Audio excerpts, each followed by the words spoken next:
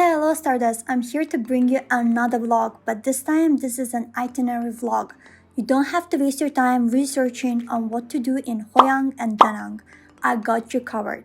My trip to Vietnam was pretty short. I spent 2 nights in Hoi An and 2 nights in Da Nang, but I managed to visit plenty of cool places and I ate amazingly delicious food, and all for under $450, including the flights and the hotel. I got my transfer from Da Nang airport to Hoi An hotel for about $11, and there was my driver waiting for me. My plane landed 30 minutes earlier, but he was already there. I arranged my transfer directly from the hotel. It was the cheapest compared to getting a Grab. The drive from Da Nang to Hoi An was about 40 minutes. It was very smooth. Also, can we take a moment that my driver is a girl's girl? You know for sure he has a daughter, and we love that for him. When I told several people that I was heading to Da Nang, I was told that it's really boring there, there's nothing to do, no parties. But that's exactly what I wanted. I wanted a peaceful trip where I'm literally gonna be a tourist and enjoy my time.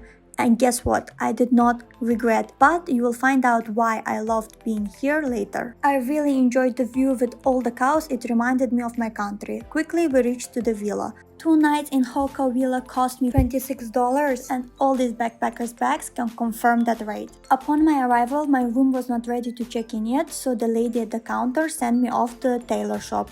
She also paid for my taxi and asked me to use my card on Grab instead of paying cash with taxi drivers, as sometimes they like to scam you. If you didn't know, there's over 200 tailor shops in Hoi An, and that place is not too big. I reached the tailor shop that's in collaboration with my hotel and showed them the dress I want to make, and they quote me $70, something that I can buy off of Shein for like $10. Anyhow, I say thank you so much, and I head to the restaurant that sells best banh mi in Hoi An, allegedly. The queue outside was crazy and it was for takeaway. I decided to dine in. They had 2 floors and I scored myself an amazing spot at the 2nd floor in the balcony area. I ordered banh mi with chicken and cheese, and look at this incredible view. I'm so happy I got the seat. Overall, it took some time for me to find the place, to order, and to receive the banh mi. Also, it was pretty hectic. The banh mi tasted pretty good. The bread was really crispy. I would rate it 7 out of 10 because it didn't knock my socks off, but it was definitely quite the experience and I really enjoyed myself. When I was leaving, the queue did not get any less. If not, there was more people queuing up. This place is really popular. I made my way back to my hotel. I really recommend you guys downloading the Grab app and registering your card there, so that way you don't have to pay with cash and you don't have to deal with anything to do with drivers. To have internet, you can just buy a local SIM card. What I did is I just bought eSIM online. Listen, for the price I paid, I really expected less of this hotel, but I really like my room. It's pretty cozy, it has a balcony. We even got to pull down there. I was more than happy with the place. Also, the staff here were super nice and it made me feel safe. The shower and the bathroom looked pretty new, so I was more than happy. Also, I got swindled by an old lady. I bought this toothpaste for 60 VND, and later when I got to the hotel, I saw that they're selling the same toothpaste for 15 VND. You got to respect the hustle, but I'm not getting scammed again. I was told by my nail girl that Vietnam has amazing people that wash hair washers. I don't know what you want to call them because they do everything. They massage you, they wash your hair. They don't really style it. She did an amazing job. Look at your little fingers. Look what she's doing to my head. That felt amazing. You'll stay at my hotel. Please come visit her. Her services were $4 and she did an amazing job. After some rest and styling my hair only for the motorbike to spoil it,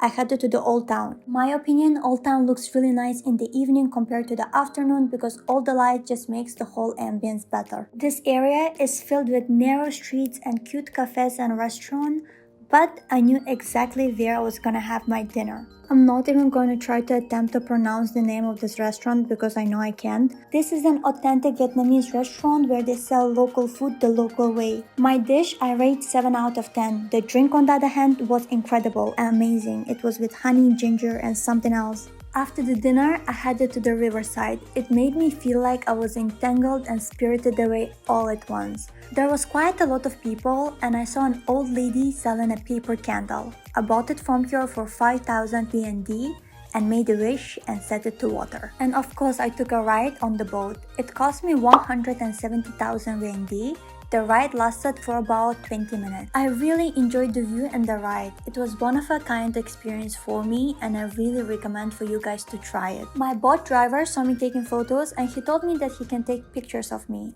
Hello. Yeah? Get a photo. I thought that he was being nice and kind. He pulls out paper candles for the photo, but I quickly realized he was trying to sell them, so I politely declined, as I already did that earlier with the lady. He didn't take that very lightly. He was very mad at me. He ignored me for straight up 5 minutes until I let him know that he was being extremely rude and extremely mean and that I didn't do anything wrong. I saw the photos he took of me and he purposely made them blurry, but I liked how I looked in the photo and I decided to purchase the candles from him. Guess what? He became the nicest man in this planet. He was very kind, very nice, very soft-spoken after I made the payment. He took really nice photos of me and I had a Disney moment by releasing the paper candle. Overall, I was very happy with the experience, minus the boat rider being rude to me earlier on. By the time when I was leaving the boat, he was nicest man possible. Across the bridge, there's a lot of food stalls like a street market, but the price is still a little bit up there. The food is not tasty. I rated 4 out of 10. Do not waste your money here, just find a higher rated restaurant. You will have a better luck and tastier food. On my way back, I bought Vietnamese herbal drink. It tasted very sweet and very nice, but soon it made me feel bad. I went to bed feeling a little nauseous. The next day, I woke up feeling much better. The weather in Vietnam was little gloomy and not sunny. Mid-March generally is supposed to be warm and dry, but in my visit, that was not the case.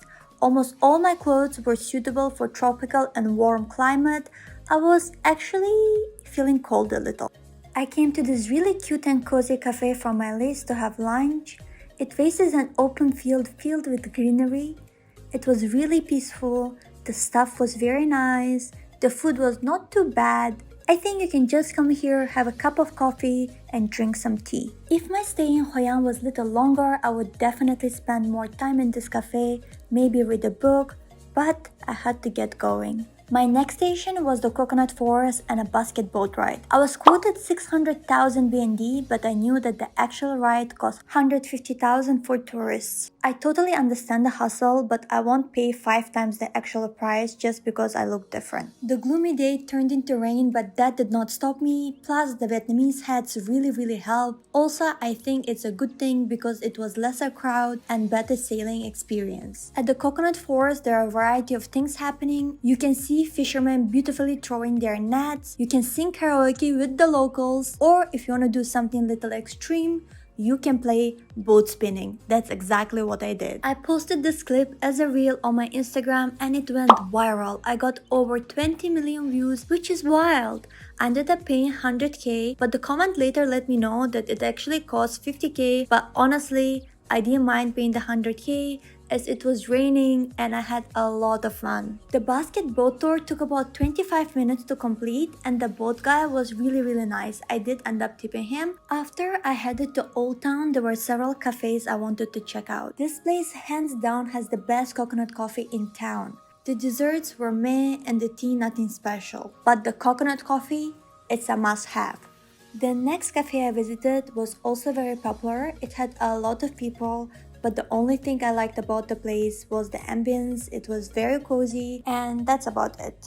After the cafe exploration, I headed to the Japanese bridge. It's a bridge built in Japanese style. If you're a Buddhist, you can come down here and do a little prayer. They have set up a very cute temple inside. I got a little carried away with the cafe and sightseeing that I almost forgot that I had tickets for Hoi An Memories show. This show was unbelievable. It's really world class. It's my second favorite show after the Disney shows that I've been in France, and that means a lot. I was super impressed. The amount of work, the amount of talent put into this is just unbelievable. I really recommend that you guys come and watch the show. After the show, I bought myself this really beautiful hairpin as a little reminder about my trip to Hoi An. Hoi An Memories Land compound was big. I wish I came earlier to explore the place. There was a lot of little stalls, restaurants, and other activities, but they were already closed. If you're planning to come watch the show, I really recommend you coming earlier. For dinner, I had pho soup from local Vietnamese stall and it was bomb. Best decision ever. After dinner, I had a guest. The guest was a pretty scary one, so I went to bed fully covered in blanket. The next morning, I took a transfer from Hoi An to Da Nang for $11 from my hotel. This is the studio I rented. It looks brand new. You won't believe how much I paid for it. I only paid $33 for 2 nights, and the location of the studio was near to the beach, and after inspecting my place, I headed to the beach. The day was not too sunny and the water was just too cold for me, but there was a lot of people swimming. I was not one of them. I was not planning to swim in Vietnam anyways. Instead, I decided to take a long walk along the beach and enjoy the sound of the ocean, and it was a little breezy. After the walk, I found myself a good-looking beach restaurant and had one drink there. After the beach, I quickly went and changed to warmer clothes as it was getting colder and headed to food hunting. I have some restaurants I wanted to try from the Michelin guide list, and that's exactly what I did. The first location had a long queue, but it was a fast-moving one. The restaurant itself was mid-range but had an inviting vibe. I ordered spring rolls and scallops in cheese. The staffs were very attentive and the food was very delicious. I rated 8.5 out of 10. The next restaurant on the list was quite nearby, so I took a little walk to digest the food. The second restaurant was much bigger than the first one. It was almost huge. I waited few minutes and got escorted to my place. The staff here were also friendly and helped me to charge my phone. But at times it was difficult to catch their attention because the place is so big. I was already very full from the first place, but I was scared to miss out and I still ordered a soup and 2 desserts. The soup was meh, but the dessert, the one with the white cubes, it was so refreshing. It was so good, 11 out of 10. I even took away 2 to go with me and I clearly overate. After overdoing the quota with food, I decided to take a walk. Da Nang felt so peaceful, it made me wonder how much electricity is needed to support all these lights. From afar, I saw a really cool looking bridge and it was a dragon bridge. So I made my way to check it out. Along the way, I spotted a group of uncle and aunties dancing. Imagine older people having personal life and love life.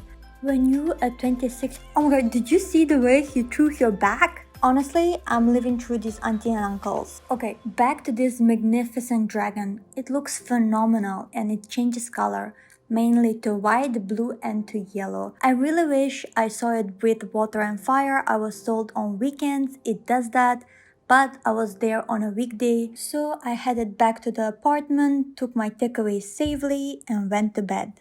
The next morning, I woke up early and took the bus to Banana Hills, and all the tickets I purchased on Klook the night before.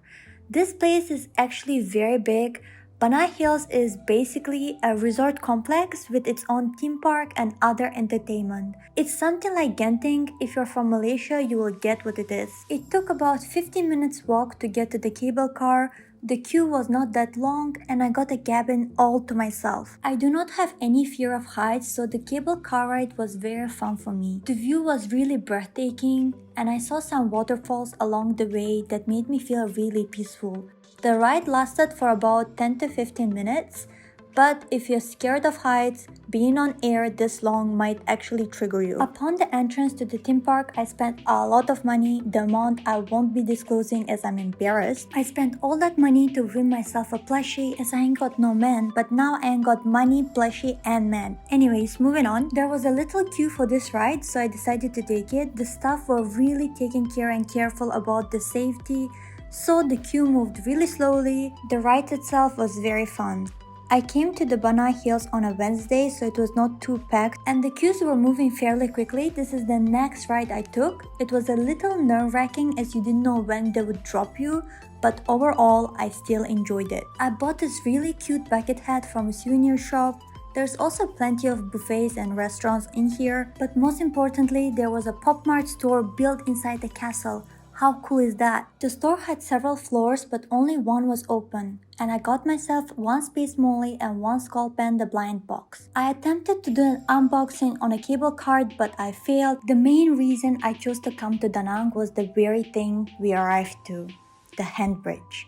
When I saw it online in pictures, I knew I had to see it in live. This very moment was the one I waited for. Overall, the bridge was very crowded, and to be completely honest, I think it looks better in photos than in real life. Nevertheless, I was very happy to finally see the bridge in person. After crossing the bridge, I felt accomplished and headed back to my hotel to continue my food hunting. As you can tell, this was another very popular restaurant. The queue was pretty long and it was not fast moving. This is an authentic Vietnamese restaurant. Their food was good, but their coconut coffee was not. Just stick to water. Since my drink craving wasn't satisfied, I headed to a cafe on my list and it was the best decision ever. I had amazing peanut coffee, 100 out of 10.